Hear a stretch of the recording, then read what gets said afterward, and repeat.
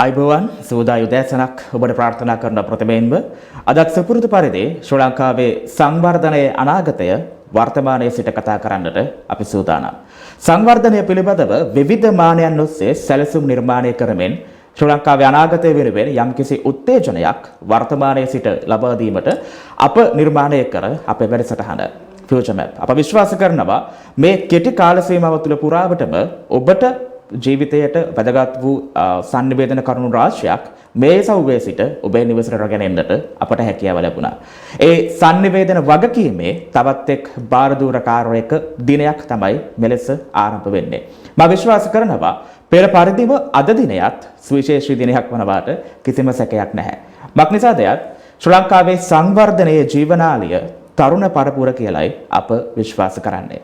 එසත් නැතිනම් සංවර්ධනය කියන යාන්ත්‍රණය ක්‍රියාත්මක කරලීමේ යතුර ශ්‍රී ලංකාවක විතරක් නෙවෙයි ඕනෑම දේශයක තරුණ පරපුර. ඒ හින්දා ශ්‍රී ලංකාවේ සංවර්ධනය වෙනුවෙන් මේ තරුණ පරපුර නිවැරදිවම මාර්ගෝපදේශනයකට ලක් වෙනවද? මේ කරුණු අද දවසේදී අප සූදානම් සොයා බලන්නට. එසේනම් අද දවසේදී අපේ ප්‍රස්තුතය බවට පත්වන්නේ ශ්‍රී ලංකාවේ සංවර්ධනය සඳහා තරුණ දායකත්වය සහ ශ්‍රී ලංකා වෘත්තීය පුහුණු අධිකාරියේ කාර්යභාරය පිළිබඳව.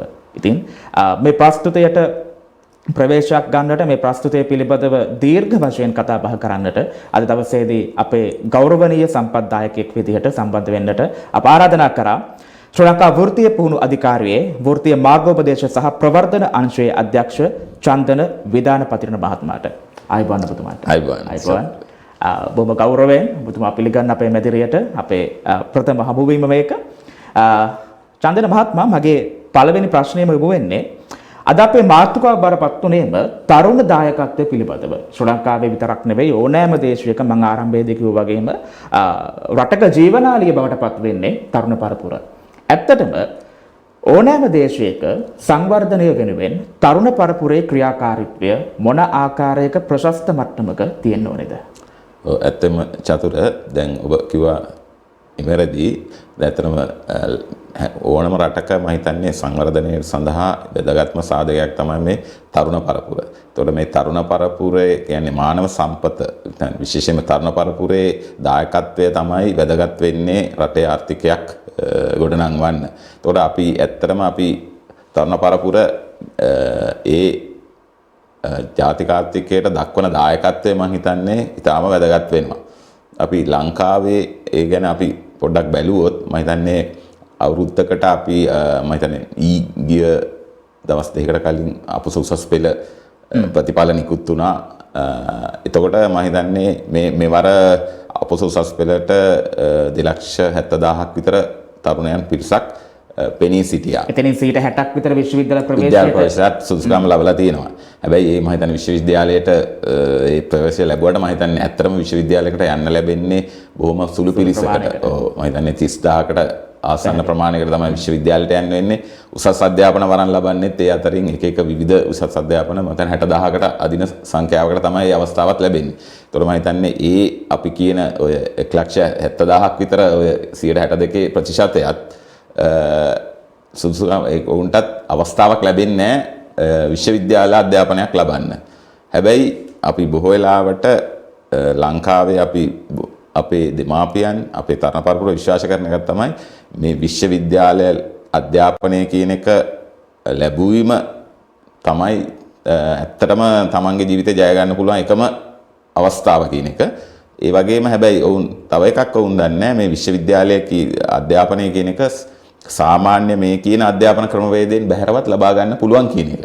ඉතින් ඒක තමයි මම හිතන්නේ ඇත්තටම වැදගත් වෙන්නේ. විශේෂයෙන්ම දැන් අපි විශ්වවිද්‍යාලයක අධ්‍යාපනය ලැබුවත් බොහෝ උපාධි පාඨමාලාවන් ක්‍රියාත්මක වෙනවා දැනුම පාදක කරගත් අධ්‍යාපන ක්‍රමවේදයන් යටතේ සිද්ධ වෙනවා. ඔවුන්ට ඇත්තටම රැකියාව වෙළඳ පොළට පැමිණියාම ඔවුන්ට අවස්ථාවක් නැහැ රැකියාව පොලේ. ඒ කියන්නේ ඔහුගේ නිපුණතාවයක් ඇත්තටම කිසිම වෘත්තියකට නිපුණතාවයක් ලබාගෙන නැහැ.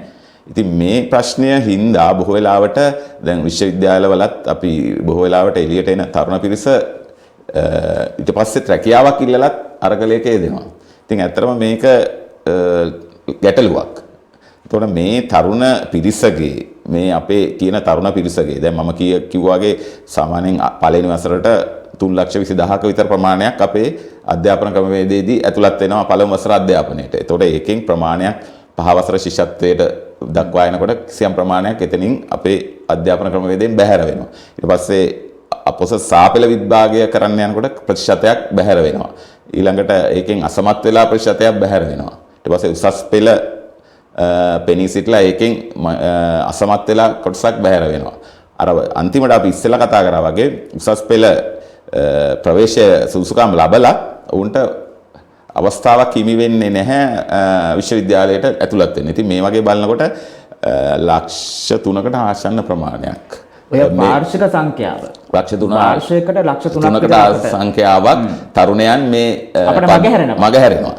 එතකොට හැබැයි මේ මගහැරන තරුණයන් දන්නේ නැහැ ඔවුන්ට තියෙන අවස්ථාවන් මොනවද කියලා. ඔවුන් හිතනවා එකම මාර්ගය මේ අධ්‍යාපනයේ මේ සාමාන්‍ය අධ්‍යාපන ක්‍රමවේදයේ ඔස්සේම ගියේ නැත්නම් ඔවුන්ගේ ජීවිතය සාර්ථක කරගන්න බෑ කියලා. මම හිතන්නේ ඊටාම වැදගත් පණිවිඩය තමයි අනිත් එක මම ඉස්සෙල්ලත් කිව්වා වගේ රටේ ජාතික ආර්ථිකයට ඍජුවම දායකත්වයේ දක්වන පිරිස තමයි මේ ශ්‍රම බලකාය. ඒ කියන්නේ නිපුණ ශ්‍රම බලකාය. එතකොට මේ නිපුණ ශ්‍රම බලකාය හරියට රටක සංවර්ධනය වෙලා ඉන්නවනම් මම හිතන්නේ ඒක තමයි රටේ ආර්ථිකයට දෙන්න පුළුවන් උපරිම දායකත්වය. බොහෝ දියුණු රටවල් එහෙම තමයි දියුණු වෙලා තියෙන්නේ. අනිත් එක බොහෝ ආයෝජකයන් ඒ රටවල් වලට පැමිණෙන්නේ රටේ නිපුණ ශ්‍රම බලකායක් බිහි වෙලා තියෙනවා. මම හිතන්නේ ඒ ප්‍රවේශය බොහොම ශක්තිමත්. ඒ හින්දාම මගේ දෙවෙනි ප්‍රශ්නේ ප්‍රවේශය මෙතනින් ගන්න මම කැමතියි. වෘත්තීය පුහුණුව කියන එක මම විශ්වාස කරනවා අධ්‍යාපන සුදුසුකම් වලට සමගාමීවම සමානුපාතිකව වර්ධනය විය යුතු දෙයක්. ඉතින් ලංකාවේ අධ්‍යාපන ක්‍රමය පිළිබඳව එතන ප්‍රශ්නාර්ථයක් තියෙද්දී අපේ දුරටත් වැඩිපුර කතා කරන්න බලාපොරොත්තු වෙන වෙලාවක මම කැමති දැනගන්න ඔබතුමාගෙන් ඔබතුමා නියෝජනය කරන ආයතනය වෘත්තීය පුහුණුව අධිකාරිය ලංකාව තුළ ආරම්භ වෙලා මම විශ්වාස කරනවා දශක 3කට ආසන්නයි දැන්. දශක 27ක් අපි පසුගිය අගෝස්තු 27 වෙනිදා අපේ 27 වන සංවත්සරය අපි සැමරුවා.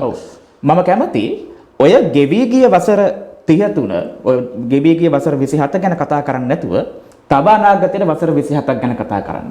මොකක්ද ඔබතුමාලාගේ බලාපොරොත්තුව?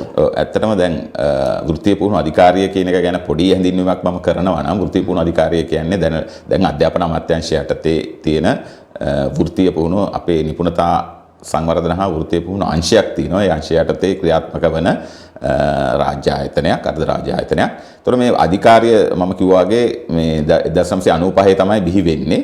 මේක බිහි වෙන්න මූලිකම කාරණාව වෙන්නේ එවකට පැවිසි කොමිෂන් සභාවක් විසින් ලබා දුන් නිර්දේශ අනුව මේ ග්‍රාමීය ඉන්න තරුණ තරුණියන්ට තියෙන අවස්ථාවන් ගොඩක් අඩුයි. රැකියාව වෙළඳපොළ ඒ තියෙන අවස්ථාවන් ගොඩක් අඩුයි. එතකොට මේ වෘත්ති අධ්‍යාපනය ගමට ගෙනහිල්ලා ඒ තරුණයන්ට ඒ අවස්ථාවන් ලබා දෙන්න තමයි වෘත්තික පුහුණුව අධිකාරිය බිහි කරන්නේ. එතකොට ඊටාම කුඩා මධ්‍යස්ථාන ප්‍රමාණයකින් බිහි වෙලා මේ වෙනකොට මධ්‍යස්ථාන 213ක් අපේ ලංකාව පුරාම ක්‍රියාත්මක වෙනවා. එතකොට අපි පාඨමාලාවන් විවිධ 95ක් විතර ක්‍රියාත්මක කරනවා. වසරකට අපි සංඛ්‍යාත්මක ගත්තොත් පාඨමාලාවන් 1200ක් විතර අපි ක්‍රියාත්මක කරනවා. එතකොට අපේ හැම දිස්ත්‍රික්කයක්ම නියෝජන විදියට හැම අපේ මධ්‍යස්ථාන පිහිටලා තියෙනවා. ඉතින් මේක අර මම කිව්වා වගේ ලොකු ජාලයක් තියෙන ලංකාවේ විශාලතම වෘත්තීය පුහුණුව සපයන ආයතනය. ඉතින් අපි වසරකට මම හිතන්නේ 40000කට ආසන්න තරුණ ප්‍රමාණයකට මේ වෘත්තීය අධ්‍යාපනය ලබා දෙනවා. මේ මම කියවගේ විවිධ විශේෂ ශ්‍රේෂ්ඨ ඒ කියන්නේ ඇත්තටම අපේ ලංකාවේ තියෙන අපේ රැකියා අවස්ථාවන් බැලුවොත් ඒ සියලුම රැකියාන අවස්ථාවන් ආවරණය කතා කරමු ඒ ගැන. ආවරණය වෙන පාරටදී අපේ පාඨමාලාවන් අපි පවත්වාගෙන යනවා. ඉතින් මේකේ අර ඔබ ඇහුවා වගේ අපි දැනට අපි හැමදාම යාවත් කාලීන වෙමින් ඒ කියන්නේ රැකියාව වෙළඳපොලේ අවශ්‍යතාවයන් හඳුනා ගනිමින් ඒ අවශ්‍යතාවයන්ට අනුව අපේ පාඨමාලාවන් හැඩගස්සමින් තමයි අපි මේ වසර 27ක් පුරා කාලය අපි දිගටම ආවේ. දැන් උදාහරණයක් විදිහට අපි ඒ කාලේ පටන් ගන්නකොට අපේ තිබුණ මේ පාඨමාලාවන් නෙවෙයි දැන් අපි මේ වෙනකොට බොහෝ වෙලාවට ක්‍රියාත්මක කරන්නේ. ඒකට විවිධ වෙට රැකියා අවස්ථාවන් වෙනස් වෙනවා වෙළඳපොලේ තියෙන අවශ්‍යතාවයන්. උදාහරණයක් විදිහට ඒ කාලේ ගොඩාක් අපි මේ ඇන්ගලුම් ක්ෂේත්‍රයේ රැකියාවන් ගොඩාක් බහුල වුණා. ඒකට අපි ඒ සඳහා පුහුණුව ලබා දෙන්නට පාඨමාලාවන් ආරම්භ කරා. ඒ වගේ දැන් මේ වගේ කාලය වෙනකොට විවිධ තාක්ෂණ ක්ෂේත්‍රයන් ඔස්සේ රැකියාවන් බහුල වෙනවා. අපි රැකියාවන් සඳහා අපේ පරීක්ෂණ හා සැලසුම් අංශයක් තියෙනවා. ඒ අංශයෙන් අපි හඳුනා ගන්නවා ඉදිරි රැකියා අවස්ථාවන් මොනවටද එන්නේ ඒවා සඳහා කොහොමද අපි පාඨමාලාවන් පෙළගස්සන්න ඕන කියලා. ඉතින් මේ වගේ අපේ ආයතනය මගින් කරන කාර්යභාරයන් විශාල ප්‍රමාණයක් තියෙනවා. මම කිව්වාගේ මේ වෘත්තීය පුහුණුව ලබා දෙන එක එකක් පාඨමාලා ක්‍රියාත්මක කරමින් ඒවා හඳුනා ගනිමින් ආයතන බිහි කරමින් රටේ අවශ්‍යතාවයන් අනුව වෘත්තීය පුහුණුව ලබා දෙන එක කාරණාවක්. ඊට අමතරව අපි වෘත්තීය අධ්‍යාපනය සමග ඒ සඳහා අවශ්‍ය ප්‍රමිතිගත කරණය, ඒ වගේම ඒ සඳහා උපදේශන සේවාවන් සැපයීම, ඒ වගේම ඒ සඳහා අවශ්‍ය සහතිකරණය සිදු කිරීම, ඊට අමතරව අපි ව්‍යවසායකයන් රටට බිහි කිරීම, ඒ සඳහා පුහුණුවන් ලබා දීම, මේ වගේ කාරණාවන් විශාලයක් වෘත්තීය පුහුණු අධිකාරිය තුල අපි මේ වෙනකොට ක්‍රියාත්මක කරමින් පවතිනවා. අපි අනාගතයේ වසර 30ක් දැක්කොත් අපි අනාගතය ගත්තොත් ඇත්තටම අපේ සැලසුම් දැන් මේ වෙනකොට 2020 2030 කියන එක නිපුණතා දශකයක් විදිහට ප්‍රකාශයට පත් කළා තියෙනවා රජය විසින්. එහිදී අපේ තියෙනවා කාරණාවන් කීපයක් අපි ඉටු කරන්න. දැන් අපේ ශ්‍රම බලකාය අපි ගත්තොත් එහෙම මේ ලක්ෂ 84ක් විතර ඉන්න ශ්‍රම බලකායෙන් මම හිතන්නේ 128ක් විතර ඉන්නේ නිපුණතාවයක් නොමැති ශ්‍රමය. ඒ කියන්නේ කිසියම් හෝ නිපුණතාවයක් නැතුව තමයි මේ ශ්‍රම බලකායට ඇතුළත් වෙලා තියෙනවා. එතකොට මේක ප්‍රතිශතයක් විතර ගත්තොත් 128ක් විතර තියෙනවා. එතකොට අපේ එක බලාපොරොත්තුවක් තමයි මේක 110 ප්‍රමාණයට අඩු කරන්න. ඒ කියන්නේ අලුතෙන්ම වෘත්තීය පුහුණුව ලබා දෙනවට අමතරව මේ ඉන්න ශ්‍රම බලකායත් නිපුණ කරන්න අපේ එක පරමාර්ථයක් තියෙනවා. එතකොට එහිදී අපි බොහෝ වෙලාවට අපි දකිනවා, මම හිතන්නේ ඉදිරියේදී අපි මේ කතා කරමු, මේ 3 wheels සඳහා තරුණයෝ ගොඩක් එකතු වෙමින් පවතිනවා. හැබැයි උන්ට ඒ කිසිම නිපුණතාවයක් නැමැතිව තමයි. එතකොට මම හිතන්නේ ඒ ජීවිතය ගත්තොත් මම හිතන්නේ එක රාමක කොටු වෙච්ච ජීවිතයක්. එතකොට ඒකෙන් ඉදිරියක් සහ ඒකේ දියුණුවක් අපි අවුරුදු 18 දී 20 දී 3 wheel එක අතර ගත්තොත් මම හිතන්නේ එයා තමන්ගේ ජීවිත කාලයම ඒ රස්සාව තමයි කරන්නේ. යන්නේ නැහැ. එතන රාමුවකට කොටු වෙනවා. එතකොට ඔහුගේ ජීවිතේ මම හිතන්නේ යාර දියුණුව කියන එක නැත්තම් අපි කියන කැරියර් ප්‍රෝග්‍රස් එක කියන එක ඇත්තටම එතනින් කොටු වෙනවා. දැන් ඒ වගේ වෘත්තීන් ගොඩක් තියෙනවා. අපි උදාහරණයක් විදිහට ගත්තොත් අපි ඔය සුපිරි වෙළඳසැල් වලට ගියොත් අපි බොහෝ තරුණ පරපුරක් ඒ රැකියාවන් වල යෙදෙනවා. මම මේ රැකියාවන් වල තියෙන තත්වය ගැන මොකුත් කියනවා නෙමෙයි. ඒවත් අත්‍යවශ්‍ය රැකියාවන්. නමුත් ඔවුන්ට කිසියම් නිපුණතාවයක් ලබා දිය යුතුයි. අපි හැමදාම දකින්නේ නැහනේ එකම වයසේ කණ්ඩායමක් තමයි හැමතිස්සෙම සේවය කරන්නේ. එතකොට ඔවුන් ඒ අවුරුදු 4ක් 5ක් එතන සේවය කරාට පස්සේ ඔවුන්ට ඒක ඇත්තටම නීරස වෙනවා. ඒ කියන ඒක ඒකාකාරී නීරස වෙනවා. එතකොට ඔවුන්ට ඊට පස්සේ ඕක කොහෙද යන්නේ කියන එක ඊට පස්සේ ගැටලුවක්.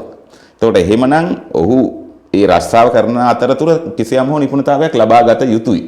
එතකොට අපි ඒකටත් වැඩ පිළිවෙල සමගාමීව ඔහු කිසියම් නිපුණතාවයක්. එතකොට ඔහුට ඒ රැකියාව කිසියම් කාලයක් සිද්ධ කරාට පස්සේ ඔහුට ඒ නිපුණතාවයක් තියෙනවා නම් ඔහුගේ ව්‍යාපාරයක් හෝ නැත්නම් කිසියම් ආයතනයක ගිහිල්ලා ඒ සම්බන්ධයෙන් රැකියාවක් කරන්න අවස්ථාවක් ලැබෙනවා. ඉතින් මේ වගේ ප්‍රශ්න හඳුනාගෙන මේවට උත්තර සපයන එක තමයි ඇත්තටම අපි ඉදිරි කාලයේදී කරන්න බලාපොරොත්තු වෙන්නේ. ඒ වගේම මම කිව්වා වගේ රටේ සංවර්ධනයේට ඉතාම වැදගත් එකක් තමයි මේ ව්‍යවසායකයන් බිහි කිරීම. ඒතර ව්‍යවසායකයෙක් බිහි කරනවා රැකියාවකට සඳහා පුද්ගලයෙක් බිහි කරනවට වඩා ව්‍යවසායකයෙක් පුහුණු කරොත් ඔහු තව 10-15 දෙනෙකුට රැකියාවන් අවස්ථාවන් බිහි කරනවා. එතකොට අපේ එක පරමාර්ථය තමයි ව්‍යවසායකයන් ප්‍රමාණය වැඩි කරන්න රටේ. එතකොට මේකටත් අපි වැඩ පිළිවෙලක් ක්‍රියාත්මක කරනවා. දැන් සාමාන්‍ය 100ට 1ක් විතර වගේ තවත් අඩු ප්‍රතිශතයක් තමයි අපේ දැනට ව්‍යවසායකයන් විදියට වෙන්නේ. අපි මේක 105ක් දක්වාවත් වර්ධනය කළ යුතුයි. ඉතින් මේකටත් අපි වැඩ පිළිවෙල මේ වෙනකොට ක්‍රියාත්මක කරමින් පවතිනවා.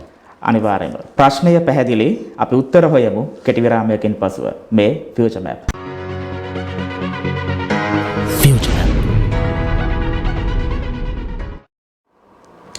විරාමයෙන් අනතුරුව ඔබ නැවතත් ශ්‍රී ලංකාවේ අනාගතය වර්තමානයේ සිට කතා කරන්නට.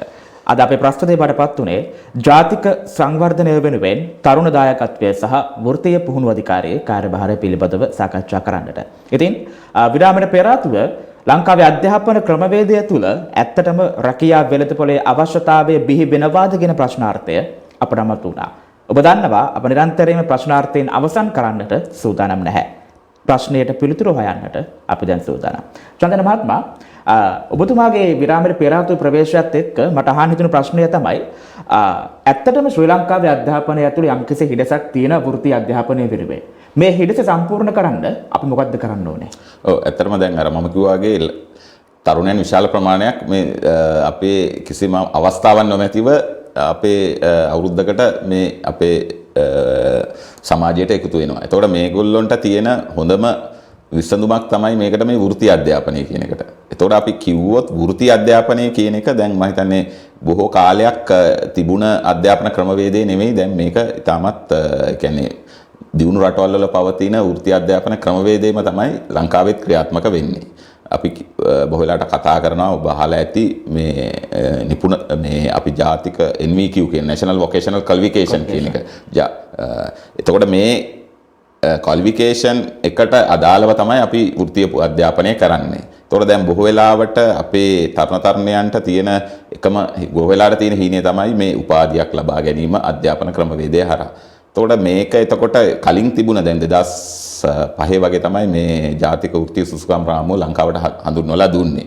ඊට පෙර සාමාන්‍ය වෘත්ති අධ්‍යාපනය තිබුණේ නිකන් සහතිකයකට සීමා වෙච්ච ආයතනයේ විසින් පවත්වාගෙන යන ලබන කිසියම් දැන් අපි උදාහරණයක් විදිහට මෝටර රථ කාර්මික ශිල්පී කියන පාඨමාලාව කිසියම් ආයතනයකින් කරුවා නම් ඔහුට ඒ ආයතනයේ මගින් සහතිකයක් ලබා දෙනවා. වෘත්තීයමය වටිනාකමක් නෑ. ඔව් වෘත්තීය වටිනාකම නෑ. අනිත් එක මේක පිළිගැනීම සම්බන්ධයෙන් ගැටලුවක් තියෙනවා. ඒක දැන් මේක දුන්නට ජාතික වශයෙන් සහ ජාත්‍යන්තර වශයෙන් මොකද්ද මේකට තියෙන පිළිගැනීම කියන එකේ ගැටලුවක් තියෙනවා. නමුත් දැන් මේක අර මම කිව්වාගේ ජාතික වෘත්තීය සුසුකම් පද්ධතිය ලංකාවට හඳුන්වා දුන්නට පස්සේ මේක එක සහතිකයක් තමයි ඇත්තටම නිකුත් වෙන්නේ. එතකොට මේ සහතිකය දැන් මම ඉස්සරහ ගත්ත උදාහරණයක් ගත්තොත් මේ මොටර රථ කාර්මිකයෙක් සඳහා තිබිය යුතු නිපුණතාවයන් මොකක්ද කියන එක හඳුනා ගන්න ඕන ඉස්සෙල්ලා. ඒ නිපුණතාවයන් හඳුනා ගැනීමෙන් වැඩි දායකත්වයක් දෙන්නේ කර්මාන්තයේ දැන් මොටර රථ කර්මාන්තයේ ලංකාවේ ඉන්න ප්‍රවීණ ආයතනවල ඉන්න ඒ සඳහා වුණ විශේෂඥවරු තමයි මේකට දායකත්වය දෙන්නේ. ඔවුන් තමයි වැඩිපුර තීරණය සඳහා දායක වෙන්නේ. මොටර රථ කාර්මිකයෙක් නම් ඔහු මොන නිපුණතාවයන්ගෙන්ද විය යුත්තේ කියලා. ප්‍රායෝගික විය යුතුයි. අනිත් බොහෝ වෙලාවට අපි දකින දෙයක් නේ දැන් ඔය අපි කතා කරන මේ මිස්මැච් එක නැත්නම් අපි කියන මේ නොගැලපීම කියන්නේ කර්මාන්තයේ ඉල්ලන කට්ටියද පුහුණු කරන්න කියන එක. එතකොට ඒකට විසඳුමක් විදිහට තමයි කර්මාන්තයේ විසින්ම මේවා හඳුනාගෙන ඒ නිපුණතාවයන්. එතකොට පුංචි බාධා කියන ඒ නිපුණතාවය පාසල් මට්ටමට අපිට අරන් යන්න බැරිද? අනිවාර්යයෙන්ම ගෙන යා යුතුමයි. මොකද බොහෝ දැන් මම හිතන්නේ දැන් මේ උසස් පෙළ විභාගයේ තාක්ෂණික විෂයධාරාව හඳුනා ගැනීම හරහා මම හිතන්නේ ඉතාමත්ම පුළුල් දැක්මක් මේකට ආවා. ඉතින් මේක තවදුරටත් අපිට ඉස්සරහට අරන් යන්න පුළුවන් නම් මම විශ්වාස කරනවා මේ හොඳ ප්‍රවණතාවයක් වේවි ඒක. ඔව් ඇත්තටම මම හිතන්නේ දැන් මේ දවස්වල කතා කරන මාතෘකාවක් තමයි අධ්‍යාපන ප්‍රතිසංස්කරණ කියන. ඔව් ඒ ප්‍රතිසංස්කරණවල මේවා අඩංගු වෙලා තියෙනවා. එතකොට ඒ කියන්නේ වෘත්ති අධ්‍යාපනය කියන එක මම හිතන්නේ 6 වසරේ ඉඳලම මම හිතන්නේ අපි ඉස්සර අධ්‍යාපන ලබන කාලෙත් මේක ඇත්තටම වෘත්තීන් සඳහා අධ්‍යාපනයක් තිබුණා. ඒ කියන්නේ වඩු වැඩ ඒ වගේ වෘත්තීන් මේ පාසල් පද්ධතිය තුල ඉගෙනුවා. නමුත් පසු කාලීනව ඒවා පාසල් පද්ධතියෙන් මොකක් හෝ හේතුවක් නිසා කියලා නැවතත් මේකේ අවශ්‍යතාවය හඳුනාගෙන තියෙනවා.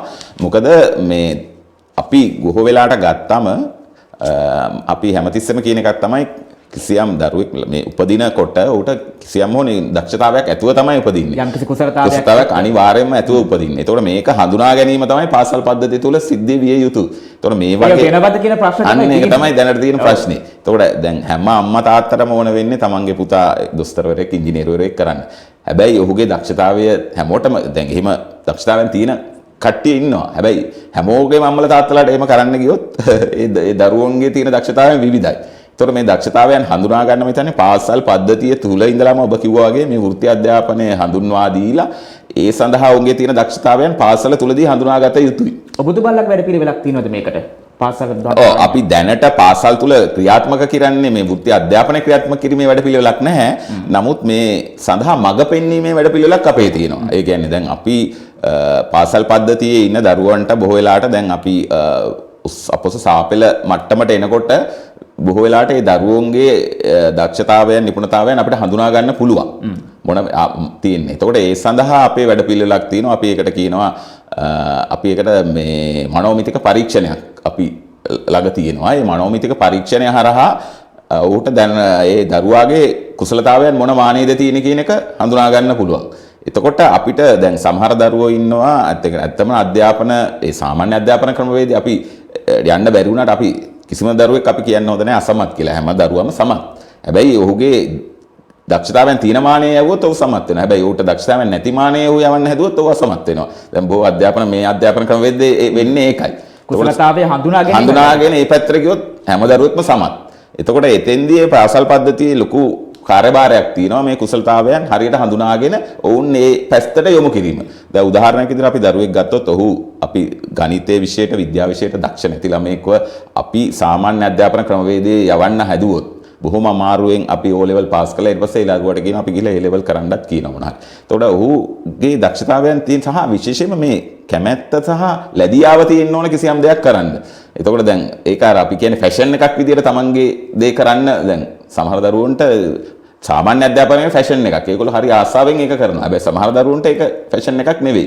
හැබැයි ඌගේ ෆැෂන් එක තියෙන්න පුළුවන් මෝටර රථ කාර්මිකයෙක්, නැත්නම් විදුලි කාර්මිකයෙක් විදිහට, නැත්නම් ඉලෙක්ට්‍රොනික පද්ධතිය. ඒ වගේ නැත්නම් චෙෆ් කෙනෙක් විදිහට. ඌගේ ෆැෂන් එක ඒක වෙන්නේ. මේ ෆැෂන් එක හඳුනා ගන්න එක හරි වැදගත් වෙනවා.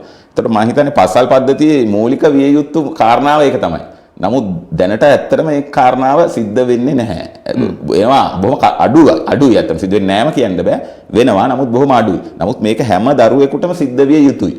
මොකද මේ හින්දා අවස්ථාවන් මග හැරෙනවා. දරුවන්ට තියෙන අවස්ථාවන් ගොඩාක් මග හැරෙනවා. අපි දැකලා තියෙනවා දරුවන් ගොඩක්. අර වගේ දරුවෙක් මම හිතන්නේ අවුරුදු 3-4ක් අර්ථන කාලේ නාස්ති කරලා ඔහුට ඒකෙන් ජය ගන්න බැරුව නැවත ඔහු හැරිලා බලන්න ඕන තමන් මොකද්ද කරලා ඊළඟට කරන්නේ කියලා.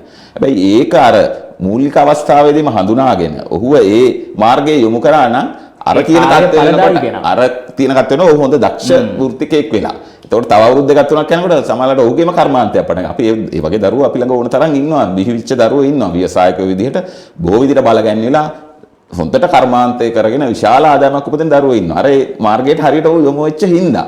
හැබැයි මේ වගේ යොමු වෙච්ච නැතු දරුවෝ රාශියක් ඉන්නවා. ඒ වුන් තමයි මේ අර අපරාධයේ නිකන් තමන්ගේ කාලේ නාස්ති කරන්න අර මං කිව්වා ත්‍රී වීලර් එකක් අරගෙන නැත්තම් සිකියුරිටි ජොබ් එකකට ගිහිල්ලා නැත්තම් අර මං කිව්වා ඒ වගේ එකකට ගිහිල්ලා අර තමන්ගේ අනාගතය අර එක තැනකින් නවත්ත ගන්නවා. ඉතින් ඒක වෙන්න දෙන්න හොඳ නෑ. මේ අවස්ථාව අර වගේ මේ දරුවන්ගේ දක්ෂතාවයන් හඳුනාගෙන මේ මානේ ඔහු යොමු කරන වැඩපිළිවෙල තමයි අපි කළ යුත්තේ. දැන් අපි ආයතනයක් විදිහට මං කිව්වා වගේ අර හඳුනා ගැනීමට අපිට උදව් කරන්න පුළුවන් මේ දක්ෂතාවයන් අපි හඳුනා ගන්න අපේ ක්‍රමවේදයක් තියෙනවා. චන්දන මහත්මයා මේ ඔබතුමා කිව්වා සැලසුම් අංශයක් ඔබතුමාලා ක්‍රියාත්මකයි කියලා. මේ සැලසුම් අංශය තුළින් ඔබතුමාලා හඳුනාගෙන තියෙන විදිහට වර්තමානය තුල ලෝකයේ රැකියාව වෙනුවෙන් වන ප්‍රවණතා මොන වගේද? ඔව් ඇත්තට විශේෂයෙන්ම දැන් අපි කතා කරොත් රැකියා ප්‍රවණතාවයන් ගත්තොත් දැන් ඒක ලෝකයේ තියෙන රැකියා ප්‍රවණතාවය ලංකාවේ ඉල්ලුම අතර ලොකු වෙනසක් තියෙනවා. ඒ කියන්නේ අපි උදාහරණයක් විදිහට ගත්තොත් මේ සාතු සේවක රැකියාව කියන එකට දැන් බොහෝ විදේශ රටවල ඉල්ලුමක් තියෙනවා. ඊළඟට අපි ගත්තොත් මේ අපි කියන ප්‍රෙදරේරු වෘත්තිය අපි කියන එකට තියෙනවා. ඊළඟ ප්ලම්බර්ස්ලා අපි කියන ජල නල කාර්මිකයෝ විශාල වෘත්තියක් තියෙනවා. ඒකට අපි කියන වෙල්ඩර්ස්ලා පැසුම් කරුවන් විශාල වෘත්තියක් තියෙනවා. දැන් ඒවාට ඇත්තටම මේ දැන් අපේ හැබැයි අපි අපේ රටේ ඒ සඳහා තරුණයන්ගේ යොමු වීම ගත්තොත් ඉතාම අඩුයි. ඉතාම අපි හිතන්නේ මේක ඉතාම පහළ මට්ටකම වෘත්තියක් විදියට තමයි මේ වෘත්තියේ අපි හඳුනාගෙන සහ අපේ සමාජය සලකන්නේ. හැබැයි ඒක නෙමෙයි බාහිර. ඒ කියන්නේ වෙන රටකට ගියාම ඒක නෙමෙයි. දැන් අපි වෙල්ඩර් කෙනෙක් අපි මේ ළඟදී අපි අපිට දකුණු කොරියාවට යවන්න මේ දවස්වල වැඩ පිළිවෙලක් ක්‍රියාත්මක වෙනවා. එහිදී සාමාන්‍යයෙන් ඔහුගේ පඩිය වෙනවා ලක්ෂ 24ක් විතර. දැන් මතනේ මේ කියන මේ සාමාන්‍යයෙන් ඔය කියන අපි වැදගත් කියන වෘත්තියකට ගියත් ඒ වගේ පඩියක් ගන්න බෑ. අවුරුද්දක ආදායම. ඔව් ආයෙත් ආදායම. ඉතින් ඒ වගේ හැබැයි අපේ ප්‍රශ්නේ තියෙන්නේ ඒ වගේ දක්ෂ ශිල්පීන් අපි ළඟ ඉන්නවද කියන එක. ඒ කියන්නේ දැන් අපි කියන දැන් පැසුම් කියන ශාස්ත්‍රය ගත්තොත් ඒක ඊටාම සංකීර්ණ ශාස්ත්‍රයක්. දැන් අපි සාමාන්‍යයෙන් පැසුම් කරුවෙක් කියලා අපේ සමාජයේ දකින්න එක්කෙනා තමයි අර තියෙන ග්‍රිල් ගේට්ටු වැඩපලක මජන් ෂූට් එකක් ඇඳගෙන මෙහෙම කරනවා. ඒතකොට අපේ ඒ කියන්නේ අපේ චිත්‍ර ඉතාම පටුයි. නමුත් ඒ පැසුම් ශාස්ත්‍රය කියන එකේ අපි කියනවා පැසුම් ක්‍රමවේදයන් තියෙනවා විශාල සංඛ්‍යාවක්. අපි කියනවා මැනුවල් මෙටල් ආර්ට් ටිග් මිග් මැග් වගේ හරියට සංකීර්ණ ක්‍රමවේදයන් තියෙනවා. ඉතින් ඒවා හරියට ප්‍රගුණ කරපු ශිල්පීන් ඉන්නවා නම් ඔවුන්ට ඊටාම රැකියාව අවස්ථාව ඉතාම බහුලයි. ඒ කියන්නේ හොයාගෙන ඉන්නවා. ක්‍රියාත්මක වෙනවද මේ? ක්‍රියාත්මක වෙනවා. හැබැයි අර දැන් අපි ඒවා හඳුනාගෙන අපි දැන් විදේශ රටවල් වල ඉලක්ක කරගෙන මේ වගේ පුහුණු වැඩසටහන. ඒ කියන්නේ සාමාන්‍ය ශිල්පීන් ඉන්න දැන් අපේ පැසුම් ක්ෂේත්‍රයේ ඉන්න ශිල්පීන් ඉන්නවනේ.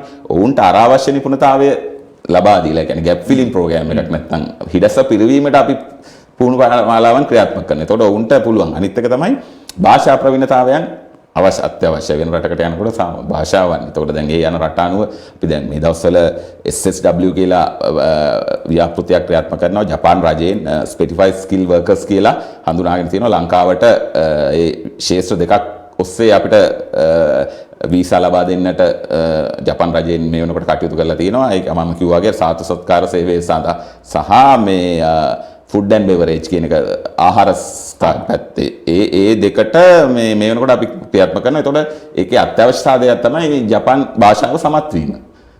JFT කියන Japan foundation examination Japanese foundation examination එක පාස් වෙන්න ඕන භාෂාවෙන්. එතකොට මේ භාෂා ප්‍රවීණතාවයත් ලබා ගන්න. එතකොට අපි දැන් විශේෂයෙන්ම මේ ලංකාවේ තියෙන මේ තත්ත්වයක් එක්ක අපි විශේෂයෙන්ම මේ විදේශ වෙළඳපොළ ඉලක්ක කරගෙනම පාඨමාලාවන් දැන් අපි ක්‍රියාත්මක කරන භාෂාව සමග. ඔබතුමා විදේශ වෙළඳපොළ කතාව කියපු හින්දා මට අහන්න හිතුනේ මේ වර්තමානයේදී විලාසිතාවක් රැල්ලක් බවට පත් වෙලා තියෙනවා මේ රට යනවා කියන කතාව. අපි දන්නවා මේ ගුවන් ප්‍රවේශ පත්‍ර මිලදී ගන්න Tamanගේ පාස්පෝර්ට් හදා ගන්න ඉතාම දිගු පෝලිං. හරි.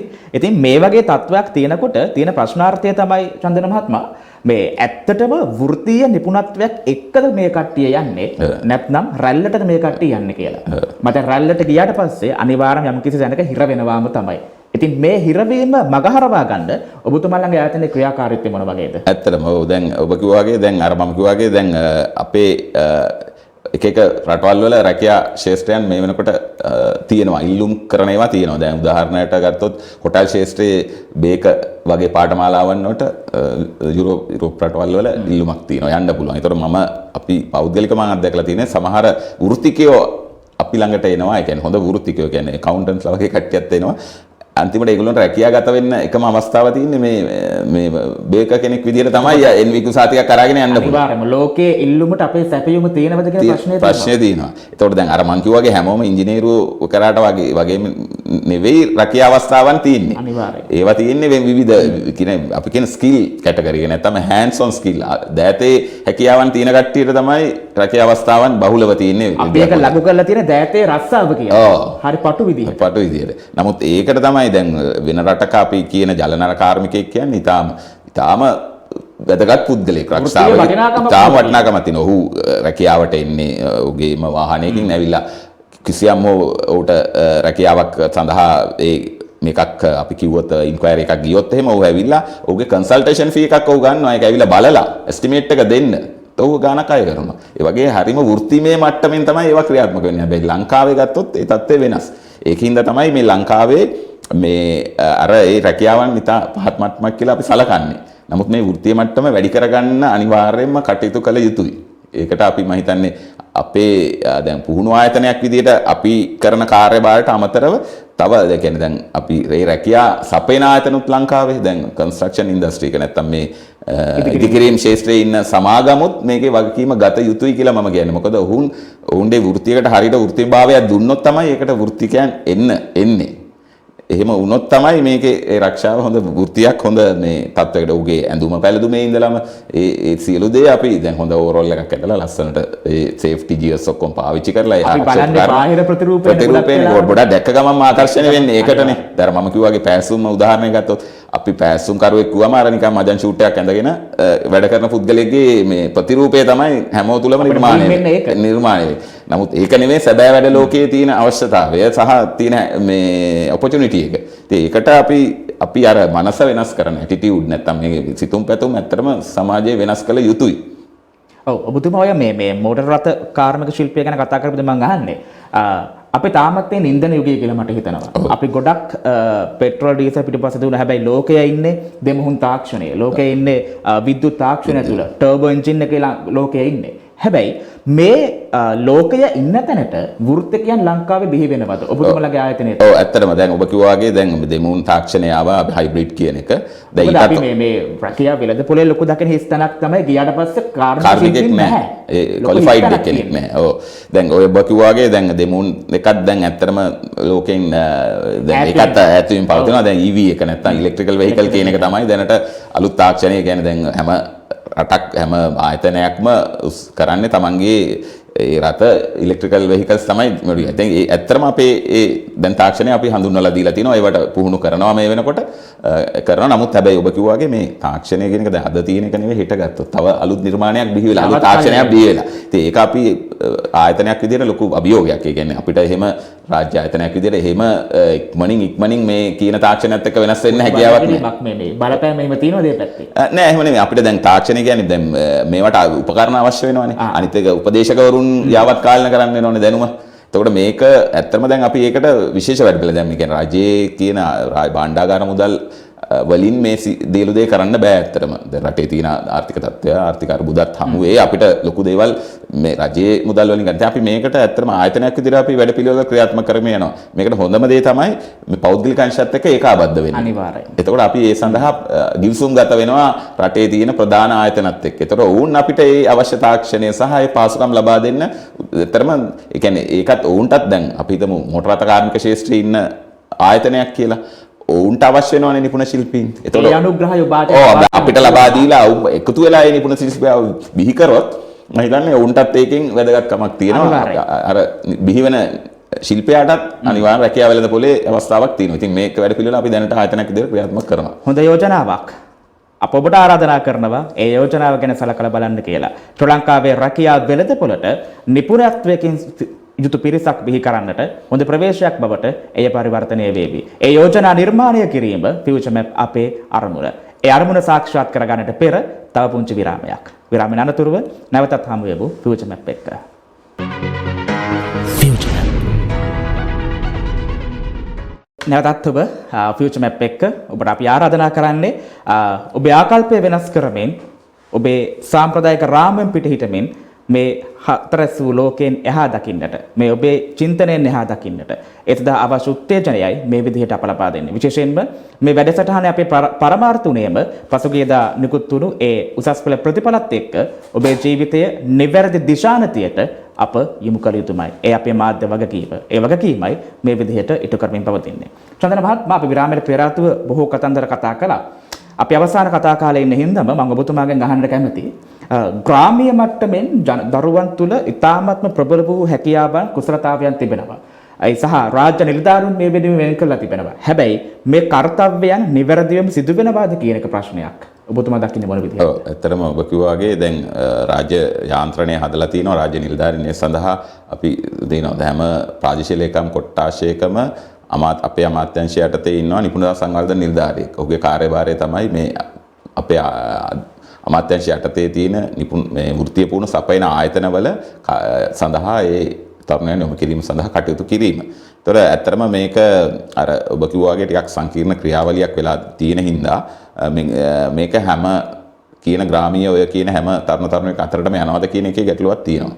අපි වෘත්තීය පුහුණු අධිකාරිය විදිහට අපේ හැම දිස්ත්‍රික් එකකම ඉන්නවා අපේ වැඩසටහන් නිලධාරීවරු. ඒ වැඩසටහන් නිලධාරීවරු මේ වෘත්තීය මාර්ගෝපදේශනය සම්බන්ධයෙන් පුහුණු කරලා ඒ කියන්නේ උපාධාරීන් පුරුදු කරලා ඒ සඳහා යොමු කරලා තියෙනවා. ඒතර ඔවුන්ගේ කාර්යභාරය තමයි මේ අපි ගිහිල්ලා මේ පාසල් සහ අවශ්‍ය ප්‍රජාව මේ සඳහා දැනුවත් කිරීම. ඉතින් මෙතෙන් ඒ කාර්යය හරියට වෙනවාද කියන ප්‍රශ්නය. ඔව් එතරම් එතන ගැටලුවක් තියෙනවා කියලා අපිට නිසි මොකද අවස්ථාවන් තියෙනවා. රැකියාව වෙළඳ පොලේ තරුණයෝ ඉන්නවා. නමුත් හැමතිස්සෙම මේ කර්මාන්තයෙන් අවශ්‍යතාවයන් ඉටු වෙනවද කියන එක ගැටලුවකුත් තියෙනවා. ඉතින් ඒක එතන ඇත්තටම අපේ මම හිතන්නේ හිදසක් තියෙනවා කියන එක අපි පිළිගත යුතුයි. ඒ සඳහා අපි ප්‍රතිකාර යෙදීමත් අත්‍යවශ්‍ය වෙනවා. දැන් මම ඒකට හොඳම උදාහරණයක් මම කියන්නම්. අපි දැන් ඒක හඳුනාගෙන මේ පසුගිය 24 වෙනිදා අපි වෘත්තීය මාර්ගෝපදේශන වැඩසටහනක් අපි ක්‍රියාත්මක කරා කොළඹ ඇරවුවල දකුණ පන්නිපිටිය ධර්මපාල විද්‍යාලයේ. එතෙන්දී අපි විශේෂ වැඩපිළිවෙලක් ක්‍රියාත්මක කරා. ඒක තමයි මේ පාසල් පද්ධතිය අපි බොහෝ වෙලාවට මේක ගිහිල්ලා අපි කරලාවට මේක දිගටම ක්‍රියාත්මක වීමේ ගැටලුවක්. ඒතකොට මේ හැම දරුවම මේකට අර මම කියනවා හැම දරුවම මේක දැනුවත් වෙන්න ඕන ඔහුට තියෙන අවස්ථාවන් සම්බන්ධයෙන්. ඒකදී අපි මේ වෘත්තීය මාර්ගෝපදේශන සමාජයක් අපි පිහිටුවා මේ විශ්වවිද්‍යාලය තුල. ඒතකොට දරුවන් පිරිසක් මේකට අපි පුහුණු කරලා එතකොට ඔවුන් හැමතිස්සෙම ඔවුන් පාසල් පද්ධතියේ ඉන්න සෑම දරුවෙක්ම දැනුවත් කිරීම ඔවුන් හරහා අපේ නිලධාරීන් හැමතිස්සෙම පාසල් පද්ධතියේ යෑමට ගැටලුවක් තියෙනවා. ඒ සඳහා අවස්ථාවන් පිළිබඳ ගැටලුවක් තියෙනවා. ඒ වගේ ප්‍රශ්න තියෙනවා. ඒ කියන්නේ දැන් අධ්‍යාපන අමාත්‍යාංශ අධ්‍යාපනය වුන් අධ්‍යාපනය ලබා දීමේදී උන්ට මේ සඳහා කාලයක් ලබා දීමේ ගැටලුවක් ඒ වගේ ප්‍රශ්න තියෙනවා. ඉතින් ඒකින්ද තමයි මේ ගැටලුව අපි තියෙන්නේ. දුවන්නේ විශේෂ නිර්දේශ ඔව් විදේශීය නිර්දේශ විභාග පාස් කිරීමේ මානසිකත්වයනේ අපේ තියෙන්නේ. ඒකින්ද දැන් ඒ කියන්නේ ගුරුවරයෙකුට දීලා තියෙන අභියෝගය තමයි දරුවන් පාස් කරන්න. එතකොට ඔහු ඒ අභියෝගයේ ඔස්සේ තමයි දුවන්නේ. එතකොට නමුත් එතෙන්දී ඔහු කල්පනා කරන්නේ අර දරුවා වෘත්ති අධ්‍යාපනය සඳහා දැනුවත් කිරීමට අවස්ථාවක් ලබා දිය යුතුයි කියන එක. ඉතින් එහෙම ගුරුවරු ඉන්නවා. නමුත් මම කියන්නේ බොහෝ ගුරුවරයෙක්ගේ ටාගට් එක තියෙන්නේ ඔහුගේ දරුවන් සියලු දෙනාම සමත් කිරීම, විශේෂයෙන් සමත් කිරීම. අපි ගුරුවරයාගේ සමර්ථභාවය තීරණය කරන්නේ ඒකෙන්නේ. ඒ කියන්නේ ඔහුගේ දක්ෂතාවය තීරණය කරන්නේ ඒකෙන්නේ. ඉතින් ඒකින්දා මම කියන්නේ මේක අපි වෘත්තීය අධ්‍යාපනය දැන් වෙනස් ක්‍රමවේද ඔස්සේ මේ දරුවන් තුළට ගෙන යා යුතු. මම හිතන්නේ මේ අධ්‍යාපන ප්‍රතිසංස්කරණ තුලින් ලොකු වැඩපිළිවෙලක් මේකදී ඉදිරියේදී ක්‍රියාත්මක වෙනවා. වෘත්තීය මාර්ගෝපදේශනය කියන එක මේ 6 වසරේ ඉඳන්ම ඒ වෘත්තීය අධ්‍යාපනය සම්බන්ධයෙන් දැනුවත් කිරීම විෂය නිර්දේශය තුලටම ඇතුළත් කරලා ක්‍රියාත්මක කිරීම වැඩපිළිවෙලක් ඉදිරියේදී ක්‍රියාත්මක වෙනවා. මම හිතන්නේ ඒක හොඳ ආරම්භයක්, ප්‍රවේශයක් කියලා මට හිතෙනවා. ඔව් චන්දන මහත්මයා මේ මීළඟට මට දැනගන්න හිතුණා අපි අවසාන මොහොතේ ඉන්න හින්දා මේ අක්‍රමවත් ආකාරයකට මේ වෘත්තීය අධ්‍යාපනය ලබන පිරිසක් අපි ඕන තරම් දැකලා තියෙනවා. විශේෂයෙන්ම මෝටර් රථ ක්ෂේත්‍රය තුළ මේ ප්‍රවණතාවය ඉතාමත් ඉහළයි. ඉතින් මොවුන්ට ඇත්තටම රැකියා වෙළඳපොළ ඇතුලේ නිසි ප්‍රමිතියක් තියෙනවද කියන එක ප්‍රශ්නයක්. ඔබතුමාගේ ආයතන මොන වගේ උත්තරයක් ඇත්තටම ඉතාම හොඳ ප්‍රශ්නයක්. මම හිතන්නේ දැන් අපි දැකලා තියෙනවා ඉතාම දක්ෂ කාර්මිකයෝ ඉන්නවා. ඒ කියන්නේ දැන් වාහනයක් එනකොට හඬෙන් ඒකේ දෝෂය කියන්න පුළුවන් දක්ෂ කාර්මිකයෝ ඉන්නේ වගේ. ඒ කියන්නේ මේ න්‍යායාත්මක දැනුමට වඩා ප්‍රායෝගික. ඔව් ප්‍රායෝගිකව ඔහු දැනගෙන තියෙනවා. ප්‍රායෝගිකව ඉතාම ඉහළ දැනුමක් තියෙනවා. ඒ කියන්නේ අර මං කිව්ව ඔහුගේ ෆැෂන් එක ඔහු හඳුනාගෙන ඒකට යොමු වෙලා තියෙනවා. නමුත් ප්‍රශ්නයක් තියෙනවා. ඔහුට ඒ සඳහා ප්‍රමිතීකරණය වෙලා සහතිකයක් නැහැ. දැන් ඔහු එතකොට ඒකෙදි ඔහුට අවස්ථාවන් ගොඩක් මෑලා හැරෙනවා. එකක් තමයි ඔහුට ඒ ආයතනයේ තුල ඔහුගේ උසස් වීම සම්බන්ධයෙන් නැත්නම් ඔහුගේ ලැබෙන වටුප සම්බන්ධයෙන් ඊළඟට ඔහුට වෙන ආයතනයකට යන්න බෑ. ඔහුට පෙන්වන්න සහතිකයක් නැහැ. ඒ වගේ ඊළඟට ඔහුට පිටරට යන්න අවස්ථාවක් තියෙන්න පුළුවන් බොහෝ. නමුත් ඒකට යන්න ඔහුට අවස්ථාවක් නැහැ. සුසුකම් වාචිකව විතරයි තියෙන්නේ. ඒකට හොඳ මේ NVQ සහතිකය කියන එක මේ ජාතික වෘත්තීය සුසුකම් සහතික කියන ක්‍රමවේද දෙකක් ඔස්සේ ලබා ගන්න පුළුවන්. එකක් කියනවා CBT කියන competent based training කියලා කියනවා. ඒ කියන්නේ නිපුණතා පාදක පුහුණුව. ඒක තමයි අපේ ආයතනයක් තුල සිදු කරන පුහුණුව. ඊළඟට එනවා RPL recognition of prior learning කියලා. පෙර දැනුම හඳුනා ගැනීමේ ක්‍රමවේදය. දැන් ඒක විශේෂයෙන්ම සඳහන් කරලා හදලා තියෙන්නේ ඔබ කියපු ඔය වෘත්තිකයන්ට. ඔහුගේ දක්ෂතාවය තියෙනවා. නමුත් ඔහුට සාධිකයක් නැහැ. එතකොට අපේ අර මම කියවනේ අපිට මේක නිපුණතා සම්මතයක් අපි හදලා තියෙනවා කියලා. ඒ නිපුණතා සම්මතයේ තියෙන නිපුණතාවයන් ඔහුට පුළුවන් නම් ඔහුට පුළුවන් ඒක සාතිකරණය කරන්න. ඒකට ඔහුගේ පළපුරුද්ද පෙන්වන්න අවශ්‍යයි. ඒ සඳහා ඊට අමතරව ඔහුට ඒ සඳහා අපි කියන ඇසස්මන්ට් එක නැත්තම් මේ පොඩි වාචික සහ වාචික වගේ පරීක්ෂණයකට ප්‍රායෝගික සහ වාචික පරීක්ෂණයකට පෙනී සිටින අවශ්‍ය වෙනවා. ඔබතුමාලගේ ආයතනයේ පහසුකම් තියෙනවා. අපේ ආයතනයේ තියෙනවා. අපේ ආයතනයේ තුල ඒ වගේ වෘත්තිකයෙකුට අවශ්‍ය නම් ඇවිල්ලා අපේ ආයතනයේ රෙජිස්ටර් වෙලා ඒකට ඉල්ලුම් කරන්න පුළුවන්. ඉල්ලුම් කරාට පස්සේ අපි පොඩි ඇසස්මන්ට් එකක් තියෙනවා. ඒකෙන් තිබිලා හැබැයි අර NVQ සාතිකෙම උට ලබා ගන්න. හැබැයි සමහරලාට වෘත්තිකයෙක් ඉන්න පුළුවන්. ප්‍රායෝගික පැත්ත කොටක් දන්නවා, නායත්මික පැත්ත දන්නේ නැහැ. එතකොට ඔහුට පුළුවන් අපේ ආයතනයේ අපි ඒ සඳහා පොඩි අර ගැප් ෆිලින් ප්‍රෝග්‍රෑම්ස් අපි හදනවා. පොඩි පැය 100ක වගේ. එතකොට ඔහුට පුළුවන් ඒ නායත්මික දැනුම මේ ඇවිල්ලා අපේ ආයතනයේ තුල ලබා ගන්න. ලබාගෙන අර සදා සුසුකම් සපුරාගෙන ඊට පස්සේ ඔහුට ඒ සහතිකය ලබා ගන්න පුළුවන්. ඒක අර NVQ සහතිකයක් ලබා ගත්තා කියලා ඒක අර මම කිව්ව මොන ක්‍රමවේදයෙන් ගත්තත් ඒක ඒ සහතිකය තමයි. ආයි වෙන සහතිකයක් නෙවෙයි. NVQ සහතිකයක්ම තමයි හැබැයි. අනිවාර්යයෙන්ම අවස්ථා තිබෙනවා. ඒ අවස්ථා නිසි ලෙස හඳුනාගෙන ඒ හඳුනාගත්ත තැනට ඔබේ ජීවිතය යොමු කරන්නට පුළුවන් නම් මම විශ්වාස කරනවා අපි ඩොලර් අර්බුදය ගැන සහ මේ ආර්ථික අවපාත ගැන තව තවත් කතා කිරීම එච්චර අවශ්‍ය කාරණාවක් නෙවෙයි. ඔබේ හැකියාවන්, ඔබේ ශක්්‍යතාවයන් තීරුම් ගැනීම තමයි වැදගත් වෙන්නේ. ඒකට ඉල්ලුම මේ ආයතන ලබා දෙන්න සූදානම්. හැබැයි ඔබේ ඉදිරිපත් වීමත් එක්ක. චන්දන මහත්මයා මගේ ඊළඟ ප්‍රශ්නය වෙන්නේ අපි මම කලිනුත් කිව්වා වගේ අපස උසස් පෙළ විභාග ප්‍රතිඵල නිකුත් වුණා. ඒ නිකුත් වීමත් එක්ක සමහර අපේ ප්‍රේක්ෂකාවක් ඉන්න පුළුවන් Tamanගේ අනාගතය පිළිබඳව යම් කිසි හිඩසක් එක්ක ප්‍රශ්නයක් එක්ක කල්ගත කරන කෙනෙක්. ඒ හින්දා අපි පොඩ්ඩක් කියමු විශේෂයෙන්ම වර්තමාන සමාජ පිළිගැනීම තමයි මේ වෘත්තීය අධ්‍යාපනය එච්චර යුතු නැහැ කියන කතාව. ඒක පැහැදිලිවම බැහැර කර යුතු මතයක්. ඔබතුමාලා කොහොමද මේ අභියෝගය ජයගන්නේ? ඔව් ඇත්තටම දැන් ඔබ කියපු මතය දැන් පොඩ්ඩක් වෙනස් වෙමින් පවතිනවා. වෘත්තීය අධ්‍යාපනය කියන එකට ඉල්ලුමක් නැවෙනවා. නමුත් බහුතරයක් මම හිතන්නේ ඒ ගැන හරි පැහැදිලි අවබෝධයක් නැහැ. මම මුලින්ම කිව්වොත් මේ NVQ පද්ධතිය නැත්තම් මේ ජාතික වෘත්තීය සුසුකම් රාමුව කියන එක මට්ටම් 7කින් තමයි හැදිලා තියෙන්නේ. එකේ ඉඳලා 4 දක්වා අපි කියන සහතික පත්‍ර පාඨමාලාව, 5 ඩිප්ලෝමා, 6 උසස් ඩිප්ලෝමා, 7 උපාධිය. එතකොට මේ දැන් අපි කිව්වා වගේ සාමාන්‍ය ක්‍රමවේදයේ ගිහිල්ලා උපාධියක් ගන්නවා වගේ වෘත්ති අධ්‍යාපනය තුළිනුත් උපාධියක් ලබා ගන්න පුළුවන්. හැබැයි මෙතෙන්දී අර අධ්‍යාපන සුසුකම් දැන් අපි බලනවානේ උපාධියක් කරන්න කියලා ඒ ලෙවල් සමත් වෙලා අර සෙට්කෝ එක හරියට තිබිලා තමයි උපාධියක් ගන්න පුළුවන්. එහෙම නැත්නම් උපාධියක් ගන්න බෑ. නමුත් මේ ක්‍රමවේදයේදී අපිට පුළුවන් අර දැන් ඔබේ අපි කියවනේ එක එක මට්ටමින් දරුවෝ හැලෙනවා කියලා. එතකොට අපි ළඟ 9 වසර සමත් නම් ඒත් පාඨමාලාවන් සඳහා අපේ පාඨමාලාවන් තියෙනවා ඇතුළත් වෙන්න පුළුවන්.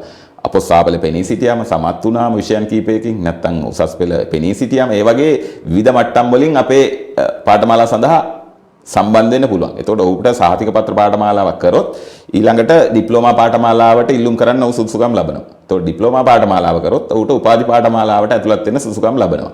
එතකොට දැන් අර දරුවෙක් හිතනවා දැන් මේ වෙලාවට ඒ ලෙවල් කරලා ඉන්න මම දැන් දරුවෝ ඉන්නවා මානසික මට්ටමින් බොහෝ කඩා වැටලා. ඒ කියන්නේ ඔවුන් බොහෝ වෙලාවට විභාගය කරලා ප්‍රතිඵල බලාපොරොත්තු වෙලා නැත්නම් මොකක් හෝ ක්‍රමයකද මේ කියන්නේ පැයක් දෙකක් ඇතුළතනේ මේ දරුවන්ගේ දැනුම මනින්නේ අපි. උකට කොච්චර දැනුම තිබුණත් ඔහු විභාගයට ලිව්වේ නැත්නම් ඒ වෙලාවේ ඒ දරුවා අසමත් කියලානේ අපි ගන්නෙ. හැබැයි ළමුවා අසමත් නෑ. බොහොම දක්ෂතාවයන් තියෙන දරුවෙක්. ඉතින් ඒ දරුවෝ මානසිකව ඉතාලම කඩාගෙන වැටලා ඉන්න අවස්ථාවක් වෙන්න පුළුවන් මේ අවස්ථාව මේ ප්‍රතිඵල හින්දා. හැබැයි ඔබ දුවේ පුතේ ඔබ සැලෙන්න එපා. ඔබට අවස්ථාවක් තියෙනවා මේ වෘත්ති අධ්‍යාපනයේ. ඔබේ දක්ෂතාවයන්ට හොඳ පිළිගැනීමක් දෙන්න අපි සූදානම්. එතකොට ඔබට අපේ පාඨමාලාවකට සම්බන්ධ වෙන්න. එතකොට ඔබට සිහිනේ උපාධියක් ගන්න නම් කිසි ප්‍රශ්නයක් නැහැ. ඔබට උපාධියක් ගන්න අවස්ථාව මේකේ තියෙනවා. ඒතෙන්දී අර මම කිව්වාගේ සාමාන්‍ය උපාධියකට වඩා ඔබ ගන්න උපාධියේ වැදගත්කම තියෙන්නේ ඔබ නිපුණතාවයකුත් එක්ක තමයි වෘත්තිකයට මේ නිපුණතාවයක් ගන්න. ඉතින් ඒක හින්දා ඔබට මේකට ඇතුළත් වෙන්න පුළුවන්. මේ මම හිතන්නේ පාඨමාලාවන් මම කිව්වාගේ අර විශේෂ දානමයක් ඔස්සේ පාඨමාලාවන් විශාල ප්‍රමාණයක් අපි කියනවා. දැන් උදාහරණයක් විදිහට අපි ගත්තොත් ඒ විද්‍යුත් හා විදුලි සංදේශ සේවකත් අපි පාඨමාලා 20 ගාණක් අපි ක්‍රියාත්මක කරනවා. ඊළඟට තොරතුරු තාක්ෂණ ශිල්පයේ සම්බන්ධයෙන් පාඨමාලා විශාල ප්‍රමාණයක් පරික දුරාංගික පරික ගණක තොරතුරු තාක්ෂණ සංවිධාන තාක්ෂණය ඒ වගේ පාඨමාලා ගොඩක් ක්‍රියා කරනවා. ඒතර හොටෙල් හා ශාන්තාරක ඊටාම රැකියා අවස්ථාව මේ වෙනකොට පොඩි මම ආර්ථික මේකින්ද මම හිතන්නේ ඉතිරි මාස කිහිපෙදී ඊටාම වෙනියයි මම විදේශගත වීමත් සඳහාත් ලොකු ඉල්ලුම් තියෙන පාඨමාලාවන්. ඊළඟට මැනිකා සරණාභරණ පුද්ගල සමාජය අපි කියන මේ බියුටි කල්චර් කියන එක නැත්නම් මේ රූපලාවන්‍ය කොණ්ඩ සැකසුම් ඒ වගේ පාඨමාලාවන් විශේෂයෙන්ම අපි අපේ ගොඩක් ඉන්න ව්‍යවසායිකාවන් බිහි වෙලා කියන්නේ තමන්ගේම සැලූන්ස් තමන්ගේම ව්‍යාපාර පවත්වාගෙන යන විශාල ප්‍රමාණයක් ඉන්නවා මේ ඊළඟට ආහාර තාක්ෂණය බේකරි ශිල්පය වගේ මම කිව්වේ දැව ආශ්‍රිත දේවල් ඊළඟට රෙදිපිලි ආශ්‍රිත ඇඟලුම් ආශ්‍රිත කර්මාන්තයේ ගොඩක් අත වායු සමීකරණ ශිල්පී සම්බන්ධයෙන් ලුහු ඉංජිනේරුක මම කිව්වේ පැසුම් ශේෂ්ත්‍රය එතකොට අපි මැෂිනිස්ට් කියන ඒවා මෙටල් ෆැබ්‍රිකේටර් වගේ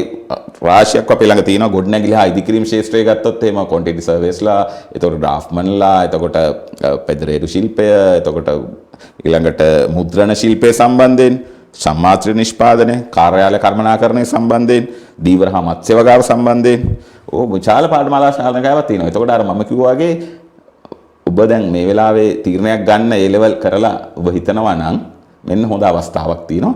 අර මම කිව්වා ඔබට මඟ පෙන්වන්න වෘත්තීය මාර්ගෝපදේශන සම්බන්ධයෙන් දැනුවත් නිලධාරී අපේ දිස්ත්‍රික්කයේ ඉන්නවා කියලා. ඔබ වහාම යන්න අපේ දිස්ත්‍රික්කයට මම ඔබට දුරකථන අංකයක් දෙන්න. ඒක හා සම්බන්ධ වෙලා තොරතුරු ලබා ගන්න. එතෙන්දී ගිහිල්ලා හදා ඔබේ ෆැෂන් එක මොකක්ද කියලා ඔබ හඳුනා ගන්න. ඔබේ දක්ෂතාවයන් මොකක්ද කියලා. අන්න ඒ සම්බන්ධයෙන් තියෙන පාඨමාලාවක් කරන්න මම හිතන්නේ එතනින් ඔබේ ජීවිතේ අනිවාර්යයෙන්ම ජය ගන්න අපිට සාහිතික කරලා කියන්න පුළුවන්. අනිවාර්යෙන්ම ඔබේ හෙට දවස සාර්ථක වෙනවා නම් මා විශ්වාස කරනවා අපේ වැඩසටහනේ නාමකරණයම සාර්ථකයි. අපේ නාමකරණය ෆියුචර් මැප් අනාගතයට සිතියමක් නිර්මාණය කිරීම. ඔබේ ජීවිතය වෙනුවෙන් සිතියම් නිර්මාණය කරන්නට හොඳ උත්තේජනයක් මෙතනින් සැපයේවි. චන්දන මහත්මයා අපි අවසාන මිනිත්තු කිහිපෙ ඉන්නේ. ඒ හින්දා මම ඔබතුමාගෙන් අහන්නේ වර්තමානයේදී ඔය ඔබතුමා කියපු ඉල්ලීම හින්දාම තන හතු පිපෙනවා වගේ මේ වෘත්තීය පාඨමාලා නිර්මාණය වෙමින් පවතිනවා. අපේ නිවසේ ඉන්න ප්‍රේක්ෂකයෙක් අපි කොහොමද නිවැරදිවම සුසුකම්ලත් ප්‍රමුතිගත වෘත්තීය පාඨමාලාවක් තෝරගන්නේ? ඔව් තාම හොඳ වැදගත් ප්‍රශ්නයක්. මම හිතන්නේ ඔබ දැක්කොත් එහෙම පුවත්පත් දැන්වීම් ගොඩක් දේවල් මේ වැඩි. මොකද මේ උසස් පෙළ ප්‍රතිඵල නිකුත් වෙලා තියෙන හින්දා. නමුත් ඒකට හොඳම ක්‍රමවේදය තමයි ලංකාවේ මේ වෘත්තීය අධ්‍යාපන නියාමනය කරන්න ආයතනයක් තියෙනවා. තෘතීක හා අධ්‍යාපන කොමිෂන් සභාව කියලා කොමිෂන් සභාවක් තියෙනවා. මම කියපු මේ ජාතික වෘත්තික සුසුකම් පද්ධතිය සම්පූර්ණයෙන්ම ක්‍රියාත්මක කරන ඒ බලධාරී ආයතනය. ඒ ලංකාවේ වෘත්තීය පුහුණුව ක්‍රියාත්මක කරනවා නම් ඒ සෑම ආයතනයක්ම මේ මම කියපු කොමිෂන් සභාව යටතේ ලියාපදිංචිය විය යුතුයි. ඔවුන්ට ලියාපදිංචි අංකයක් දෙනවා. එතකොට ඔබ කිසියම් පාඨමාලාවක් කරන මම කියන්නේ රජයේ ආයතනයකට නැවිලා පාඨමාලාවක් හදාරන්න ඕනේ කියලා. මේකට පෞද්ගලික අංශයේ ක්‍රියාත්මක කරන හොඳින් ක්‍රියාත්මක කරන වෘත්තීය අධ්‍යාපන ලබා දෙන ආයතන තියෙනවා. හැබැයි ඔබට හඳුනා ගන්න පුළුවන් මේ කියන තුතික අධ්‍යාපන කොමිෂන් සභාවේ ලියාපදිංචි ආයතනයක්ද කියලා ඔබ මුලින්ම බලන්න. ඔබ හදාලා යන පාඨමාලාව. අනිත් එක මේක අර මම කිව්වාගේ මේ ජාතික වෘත්තීය සුසුකම් ඔස්සේ ලබා දෙන පාඨමාලාවක්ද කියලා. දැන් ඩිප්ලෝමා පාඨමාලාවන් කියලා ගොඩක් අපි දානවා. හැබැයි එහෙම ඩිප්ලෝමා දෙන්න බෑ. ඒ අර ජාතික වෘත්තීය සුසුකම් මට්ටමේ ඩිප්ලෝමා පාඨමාලාවකට ඒ සුසුකම් ගොඩක් තියෙන්න ඕන. එහෙම නැත්නම් අපි සාමාන්‍යයෙන් මාස 6නුත් දෙන්න ඩිප්ලෝමා පාඨමාලා අපි දැකලා තියෙනවා මේ පත්තරවල දාලා තියෙනවා. නමුත් ඒවට ඇත්තටම වෘත්තිමය භාවයක් ලැබෙන්නේ නැහැ ඇත්තටම.